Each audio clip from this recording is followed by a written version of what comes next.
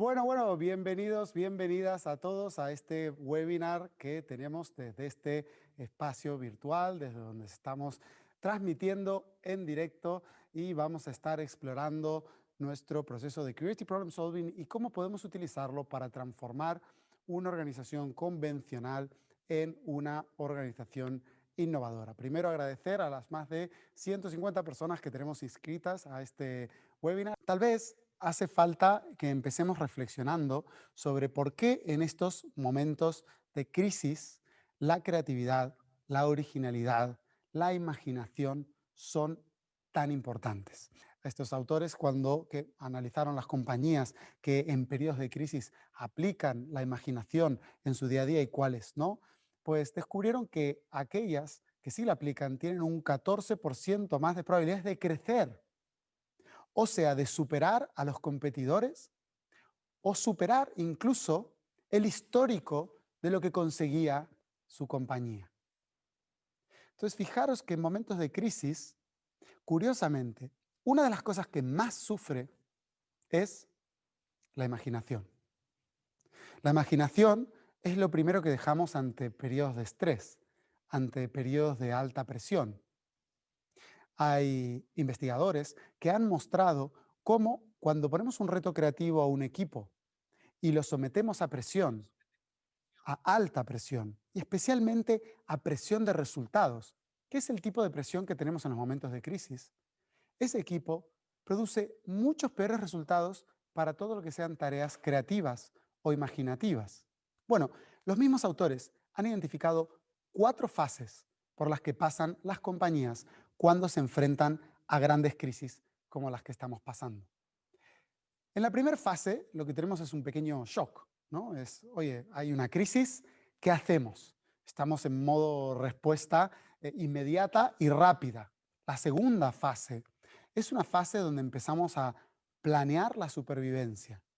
Empezamos a diseñar planes que nos permitan sobrevivir más allá de la crisis, ¿no?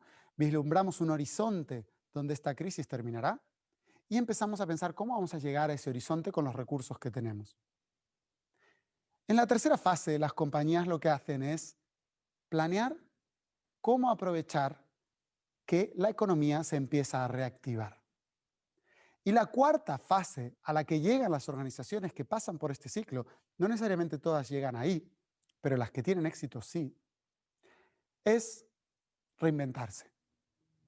Esta capacidad de reinventarse de las organizaciones es la que hace que aún en momentos de crisis puedan superar a sus datos históricos o a su competencia. Entonces, todas vuestras organizaciones están en alguno de estos momentos. Y lo que vamos a hacer ahora es preguntaros a vosotros. Ya tenemos suficientes respuestas. Vamos a finalizar la encuesta y ahora con estos resultados vamos a explorar qué está pasando en vuestras organizaciones. Queremos saber si vuestras organizaciones están en la fase 1, en la fase 2, en la fase 3 o en la fase 4. Entonces vamos a ver cuántas de vosotros respondieron que vuestra organización está en la fase 1, en la fase de shock, de respuesta rápida. A ver qué resultado tenemos en este gráfico. 18%. Así que 18% de vosotros, 18% de vuestras organizaciones están todavía en un momento de shock, ¿no? Están todavía tratando de responder rápidamente para adaptarse a la situación que ha causado la crisis. Vamos a ver cuántas de vuestras organizaciones están en la fase 2, en la fase de planear para subsistir hasta que la crisis pase. 24%. A ver cuántos de vosotros habéis respondido que vuestras organizaciones están en fase de reactivación. 24%. Bueno, vemos una pequeña curva que se va causando, ¿no? Entonces, tenemos 18, 24, 24 y finalmente, en la última fase, las organizaciones que están reinventándose y que se están transformando. ¿Y qué dice el World Economic Forum? El World Economic Forum dice que el 50% de la fuerza laboral va a necesitar transformar sus habilidades. ¿Cuándo? En los próximos 5 años. Lo que significa que la gran parte de los líderes hoy quiere que las personas con las que trabaja transformen sus habilidades de manera constante. Pues siguiendo también al World Economic Forum, ha lanzado cuáles son las 10 habilidades más importantes de aquí al 2025. Y lo interesante de esta gráfica es que varias de estas habilidades tienen que ver con lo que nosotros vamos a aprender en un proceso como el proceso de solución creativa de problemas. Estamos hablando de habilidades de solución de problemas complejos, que está literalmente en la lista del top 10, o tenemos literalmente también en esta lista resolver problemas aplicando la imaginación. Tenemos también dentro de esta lista la originalidad y el pensamiento creativo, y el pensamiento analítico y crítico también. Y ahora hablemos un poquito más del proceso. ¿De qué proceso estamos hablando cuando hablamos de Creative Problem Solving? Pues nosotros hemos generado un modelo de Creative Problem Solving que se basa en la historia de Creative Problem Solving. Se basa en más de 60 años de investigaciones. Pero en vez de contaros yo primero el proceso, porque ahora lo vamos a ver, voy a pedir a un invitado, voy a pedir a un invitado desde Sudáfrica que se conecte y se va a materializar en el estudio a Mark Dosworth. Mark Dosworth, que es socio de Actitud Creativa Internacional. Le damos la bienvenida. ¿Qué tal, Mark? ¿Cómo estás? Bienvenido. It's great to join you, Juan. Thanks very much for inviting me to join you to kick off this awesome webinar on the Advanced Creative Problem Solving course. And I'm very excited to be connecting with you in this manner all the way from Cape Town. Bueno, gracias, Mark. Yo os voy a ir traduciendo. Y Mark nos cuenta, pues, cuán contento está de unirse a nosotros en este webinar desde Sudáfrica. Y además, pues, Mark está liderando el impulso internacional de CPS, pero él conoce CPS desde hace muchos años, ¿verdad, Mark? ¿Hace cuánto que conoce CPS? Yeah, for sure. So it was probably back in the late 90s, I guess maybe 1998, that I first attended what's known as the grandfather of all creativity conferences, which is called CIPSI, the Creative Problem Solving Institute. And that's based in Buffalo, New York State at the university there. And it basically changed my life. I found myself really incorporating the tools and techniques both in my professional work and in my personal life. Gracias, Marc. Pues Marc nos cuenta que lleva desde 1998 aprendiendo este proceso y que además, pues este proceso que aprendió en Buffalo, en Estados Unidos, pues le ha servido en entornos profesionales, para retos profesionales, pero también para retos de su vida y su día a día. Así que, Marc, esto va más allá de lo profesional, puedes aplicarlo en tu día a día.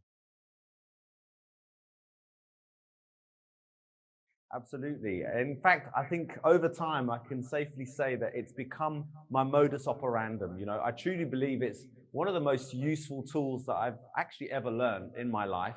And in fact, I'd go so far to say that it's become a way of thinking and being. Bueno, Mark nos cuenta que se ha vuelto una forma de ser casi, ¿no? Que se ha vuelto su modo de operar por defecto y que se ha vuelto mucho más que simplemente una herramienta, sino que se ha vuelto una forma de ser, una forma de pensar y ha transformado un poco su vida. Porque cuando conviertes en algo en tu modo operandi, eso significa que es tu nueva forma de ser, de actuar y de vivir. Entonces, súper interesante. Marc está liderando la expansión internacional de este método que ya estamos enseñando en 12 países y yo creo que este método que tiene diferencias con el método tradicional que aprendió él, porque este es Advanced Creative Problem Solving, tiene cosas diferentes fundamentales, ¿no? Cosas diferentes que nos hemos esforzado en trabajar para hacer evolucionar este proceso. Entonces, Mark, ¿qué tiene diferencia este proceso con el proceso tradicional que aprendiste en 1998? Sure. So I think it's really boils down to the fact that in this course, we've extracted the most important learnings from neuroscience for the last 10 years and really using this to help update and improve the process and the tools for what we call deliberate creativity, namely this famous gold standard of creative problem solving, the Osborne and Parnes model. And it's really thanks to this whole wave and interest in creativity and innovation that there are multiple and many, many tools that are being used on a daily basis by businesses around the world. And of course, this is fantastic. However, sometimes we feel that these tools kind of get in the way of people being able to really focus on the development of their true abilities. And we believe that this latest research in neuroscience helps us understand not only how we approach deliberate creativity, but also how we can further enhance our creative abilities. Gracias, Marc.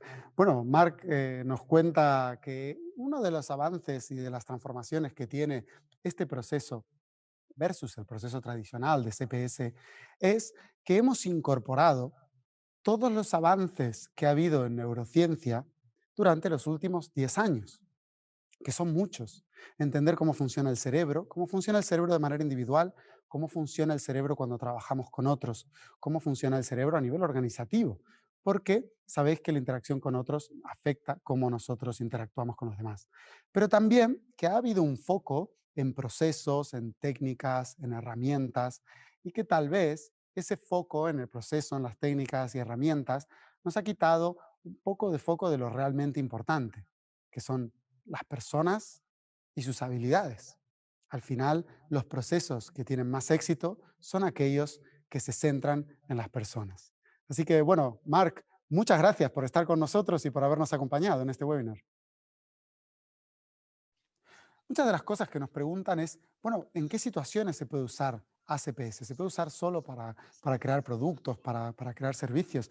Bueno, pues este maravilloso gráfico que tenéis de fondo lo ha creado pues un gran miembro del equipo de Actitud Creativa que se llama Bárbara Quirós y a quien vamos a invitar ahora a que se conecte y nos comparta cuáles son justamente esos factores claves que aporta la solución creativa de problemas, Advanced Creative Problem Solving, y cuáles son esos usos que tiene ACPS para las empresas y los profesionales. Así que, Bárbara, bienvenida. Qué bueno que te hayas podido unir, aunque sea a la distancia.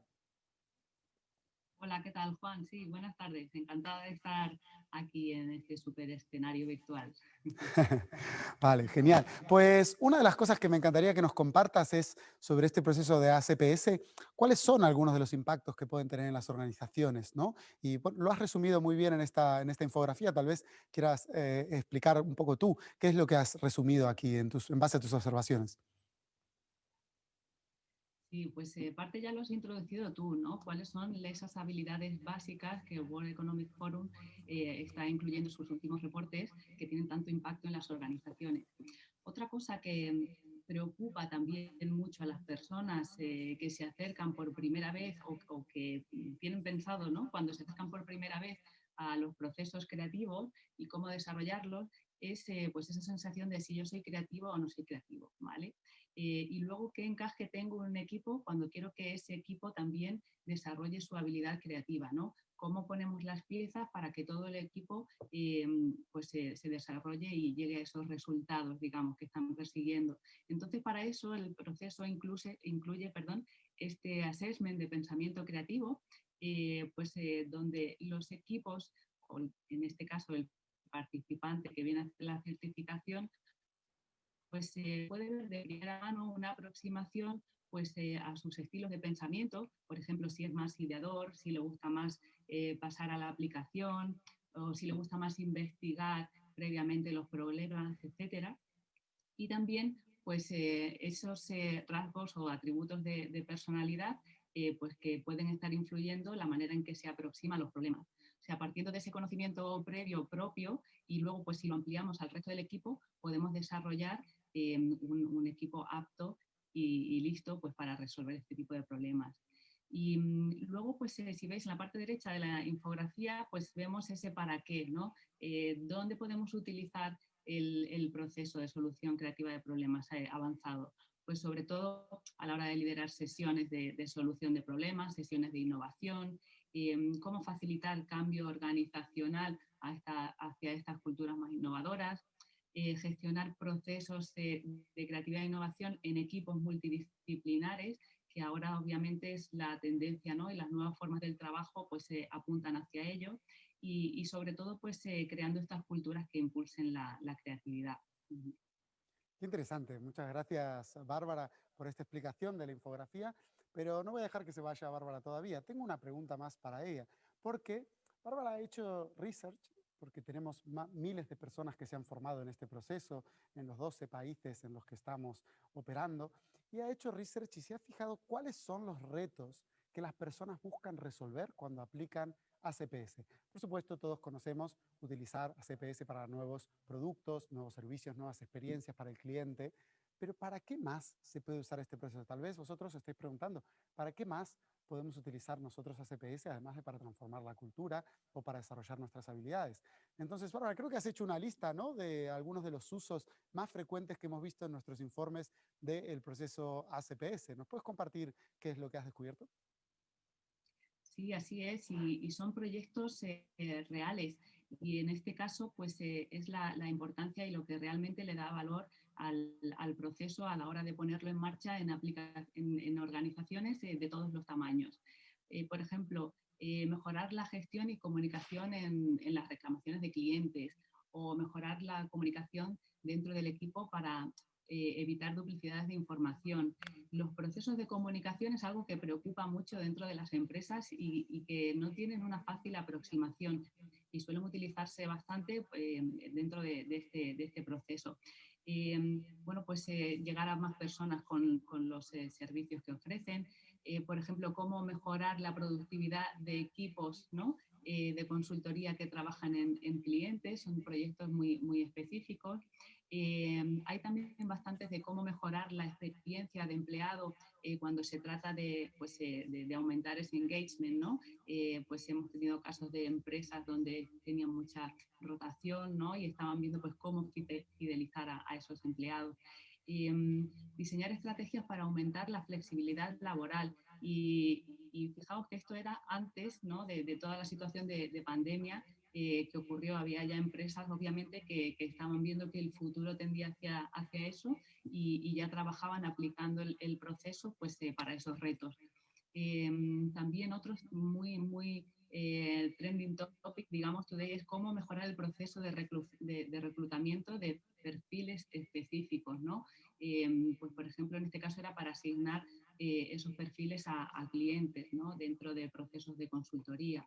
Y luego, pues, pasando de estas grandes organizaciones a otras de menor tamaño, que también tenemos muchos participantes que vienen representando a este tipo de organizaciones, pues serían, por ejemplo, cómo potenciar las acciones comerciales en un despacho de abogados, o cómo transformar una consulta médica presencial ahora a una online sin perder la cercanía con los pacientes, cómo fomentar la importancia de la prevención de la salud bucal en niños, o incluso sensibilizar en el buen uso de los recursos financieros en las familias.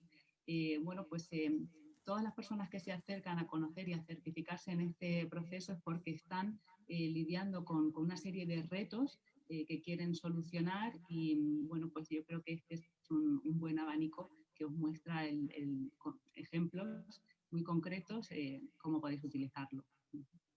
Muy bien, muchísimas gracias, Bárbara, primero por el research para compartir estos aprendizajes, ¿no?, sobre el gran rango de retos para los que podemos usar CPS. Así que muchas gracias, Bárbara, por haberte unido y haber compartido tu sabiduría con nosotros. Vamos a responder a aquellas preguntas que nos hiciste llegar a lo largo de estos días. Y la primera es, ¿cómo podemos ser más creativos si desde la escuela nos enseñan a ser, pues, poco creativos, ¿no? Esto es una realidad. La verdad es que no sé cómo era vuestra educación cuando eras pequeños, pero en la mía se castigaba duramente salirse de la raya, ¿no?, o salirse de las reglas o hacer las cosas a mi manera, ¿no? Y si bien todos los niños tienen que aprender a seguir ciertas normas, también tienen que tener la libertad para romperlas en los momentos en los que quieran expresar su creatividad, su imaginación. Y si nosotros fomentamos solo la disciplina en los niños y no fomentamos la imaginación, entonces haremos muy buenos seguidores que después nos costará mucho que imaginen, que creen, que reinventen. Y es curioso porque los niños hacen esto por defecto si los dejamos. Cuando a un niño le das una caja con un juguete dentro, lo más probable es que quiera jugar primero con la caja antes de con el juguete. Así de potente es la imaginación de todos nosotros cuando somos niños. Y si fuimos educados así, ¿qué hacemos ahora que somos adultos? Pues fijaros qué paradójico. Procesos como Advanced Creative Problem Solving son reglas para romper reglas. Es una forma de seguir otro patrón de pensamiento que está diseñado para romper los patrones de pensamiento tradicionales. Entonces, es como aprender a jugar otro juego. Si yo aprendo a jugar al fútbol y tengo que aprender que nunca tengo que tocar el balón con las manos, excepto que sea portero, entonces, si de repente empiezo a jugar al básquet o al balonmano, cambian reglas fundamentales y hacen que de repente aprenda a usar mis manos. Pues de la misma forma, si ahora ponemos reglas que nos obliguen a usar nuestra imaginación, aprenderé a usar la imaginación para resolver problemas. Entonces, procesos como Advanced Creative Problem Solving nos invitan a ser más creativos y a romper con esas reglas que nos fueron poniendo cuando éramos niños en nuestra educación. Vamos a ver la segunda pregunta. ¿Cómo podemos fomentar la creatividad en el día a día de un equipo de trabajo?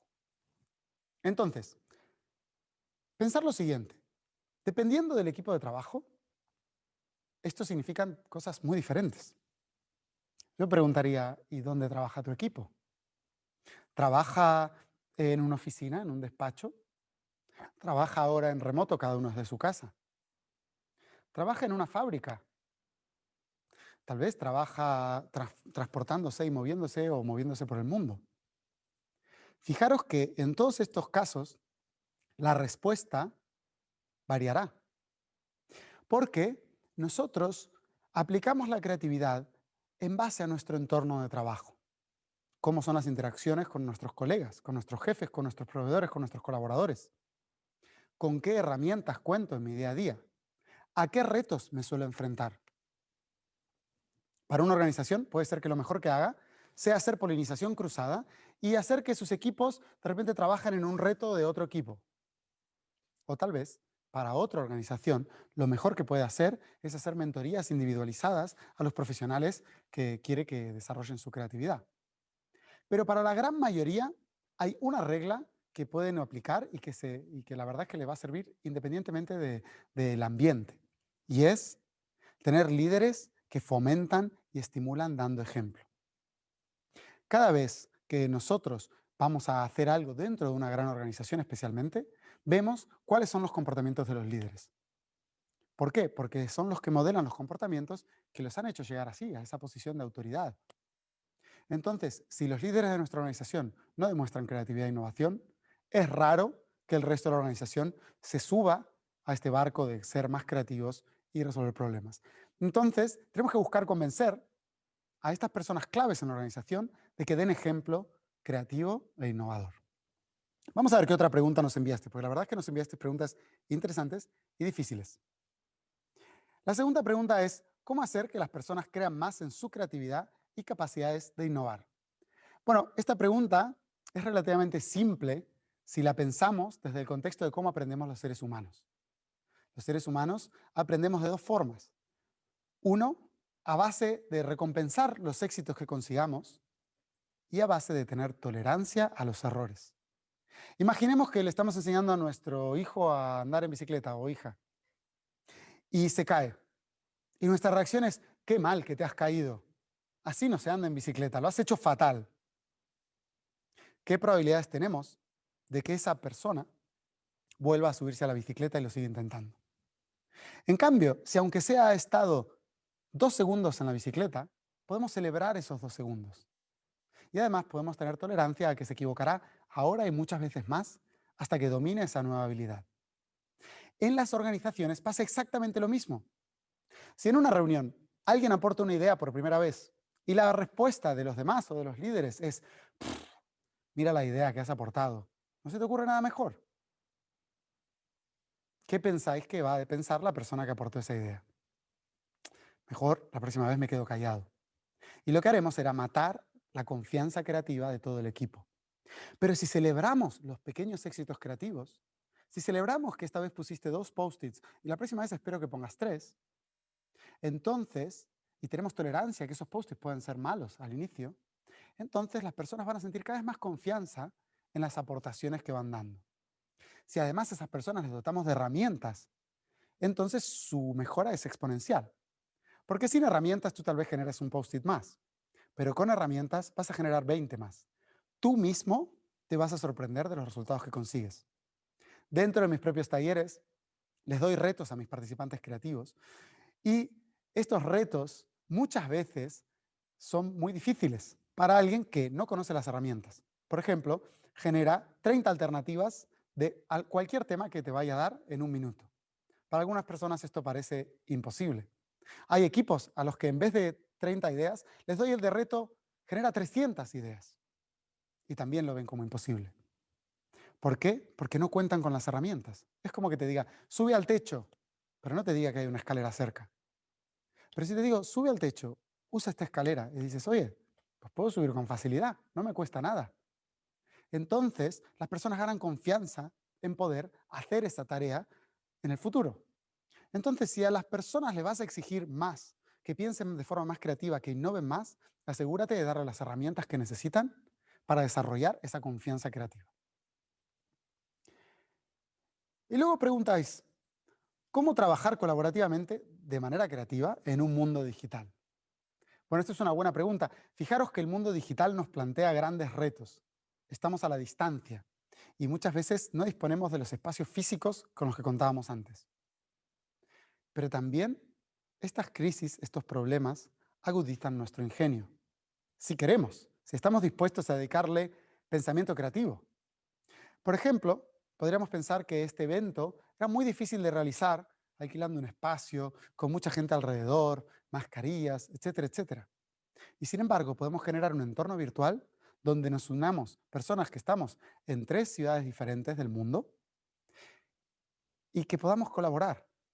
Cada vez hay más de estas soluciones. Nosotros en nuestros talleres aplicamos muchas herramientas que hay ahí fuera que permiten que las personas trabajen de manera colaborativa y creativa. Pero tener en cuenta lo siguiente, la herramienta no es lo importante. Lo importante es lo que vosotros hagáis con esas herramientas. Entonces, la herramienta solo será importante en la medida que vosotros como equipo sepáis cómo sacarle el máximo provecho y estéis motivados para hacerlo. Muchas veces empezamos por la herramienta, ¿no? ¿Qué herramienta aplicamos? No pienses en qué herramienta primero. Piensa en qué objetivo tienes primero, qué resultado buscas. Y luego encuentra la herramienta que te ayuda a llegar a él. Hay muchas ahí fuera. De hecho, en nuestro curso de facilitación virtual tenemos 150 puntos de información. ¿A qué me refiero a puntos de información? Videos, ejercicios, presentaciones, lecturas, recursos. Así que mirar si hay herramientas ahí fuera. Y nosotros hemos hecho una pequeña selección de todo lo que hay. Así que empieza pensando en qué querés conseguir y luego busca herramientas que te permitan hacerlo. ¿Cuál es la siguiente pregunta que tenemos de nuestra audiencia? ¿Cómo incorporar al viejo management al nuevo paradigma y marcos ágiles de trabajo centrado en las personas? Fijaros qué interesante, ¿no? Esto es algo que nos preguntan mucho. La organización está partida en dos. Tenemos gente joven con mucho impulso, gente que quiere cambiar las cosas, y tenemos un management que lleva muchos años y que ante los cambios dice, ¿qué ha pasado? No, esto vamos a dejarlo para el futuro. Nosotros estamos bien como estamos, no cambiemos tantas cosas. Y lo que hace es poner palos en la rueda a los intentos de creatividad e innovación de los demás. Entonces, tenemos que entender aquí varias cosas. Lo primero es que cuando nosotros estamos formando en creatividad e innovación un equipo, lo estamos formando en metodologías ágiles. Hay 3 o 4 grandes herramientas que hay fuera y marcos de pensamiento que se están utilizando, ¿no? Podemos hablar del Design Thinking, podemos hablar del Business Agility, podemos hablar del Lean Startup. Y a pesar de que los nombres son muy diferentes, la forma de trabajar tiene muchas cosas en común. Es muy difícil que aprendas Design Thinking sin aprender nuevas formas de trabajo ágiles. Es muy difícil que aprendas a trabajar de manera ágil y que cuando vayas luego a un curso de Design Thinking nos digas, oye, esto se parece mucho a lo que nos han enseñado en Agile. O es muy raro que vayas a aprender cómo se hace emprendimiento Lean o Lean Startup y luego digas, mira, esto no se conecta perfectamente con Design Thinking. Todos estos marcos de trabajo tienen principios en común. Si entendemos cuáles son estos principios en común, entonces podemos diseñar para nuestra organización nuevas formas de trabajo. Y nada habla más alto y más fuerte que el éxito. Si al final iniciativas de innovación o de transformación en la forma de trabajar tienen éxito, tienen impacto en los demás, entonces a los demás no les queda otra que subirse al tren de aquello que tiene éxito. Empezar con cosas pequeñas, elegir algo para transformar que esté cerca vuestro, algo sobre lo que tengáis control. Y a medida que vayáis cosechando éxitos mayores, cada vez más conseguiréis que aquellos negadores, aquellos retractores, se conviertan en followers, en adeptos y en apóstoles. Entonces, la mejor forma es empieza pequeño y muestra resultados de la manera más rápida que puedas. Otra pregunta que nos hiciste llegar, y ya estamos llegando al final de las preguntas y respuestas y de esta sesión, es ¿cómo se hace realidad la innovación? ¿Cómo se pasa de la teoría a la práctica? Bueno, yo, por ejemplo, en las formaciones siempre tuve un problema que es, no me creo en las formaciones que dicen, aprende aquí y aplica fuera. Nuestra filosofía en todo lo que hacemos es aprende mientras aplicas. Porque si no, tienes que creer ciegamente que aquello que estás aprendiendo lo vas a poder aplicar. Entonces, si tú aprendes mientras aplicas, descubres mientras fallas, creces mientras compartes con los demás, entonces estás poniendo en práctica la innovación. Si no, nos quedamos con la creatividad e innovación como un mar de palabras, Lean, Agile, Design Thinking, etcétera, etcétera, y se nos pierde la esencia, que es qué es lo que sucede en la vida real. El consejo que daba antes se aplica también a esta pregunta, que es empieza pequeño, encuentra algo que estás seguro que puedas transformar y en vez de mejorarlo simplemente, reinvéntalo utilizando herramientas creativas. En la base de este éxito podrás construir éxitos mayores y proyectos de más envergadura. Pero si empiezas con el reto más difícil que tiene tu organización y no lo consigues, luego puede que pierdas la confianza en tu propia creatividad. Entonces, busca algo con lo que puedas empezar y que, sobre todo, no puedas culpar a nadie si no se pone en práctica, que esté en tus manos.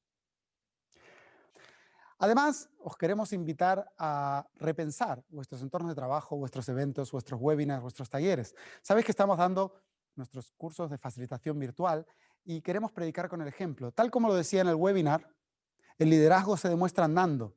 Un líder que quiere fomentar la creatividad tiene que hacerlo siendo creativo. Un líder que quiere fomentar la innovación tiene que ser innovador.